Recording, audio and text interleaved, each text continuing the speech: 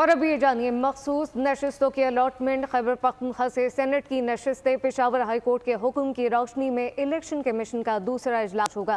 तफसीलात क्या हैं, फहद चौधरी से जानते। फहद, बताइएगा।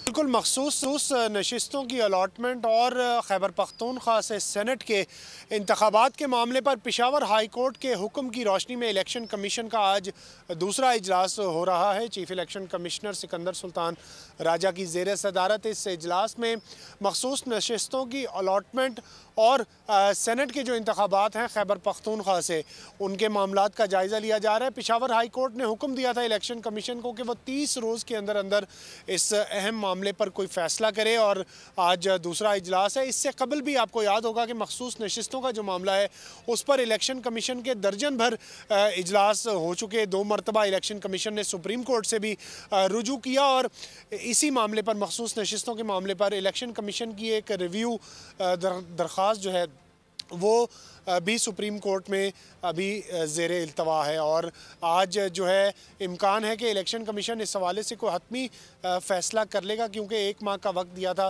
पेशावर हाई कोर्ट ने, और इलेक्शन कमीशन की जो कानूनी टीम है उसकी जानिब से हतमी आज ब्रीफिंग दी जा रही है कानूनी नुकात पर कि इलेक्शन कमीशन किस तरह। फहद चौधरी, बहुत शुक्रिया।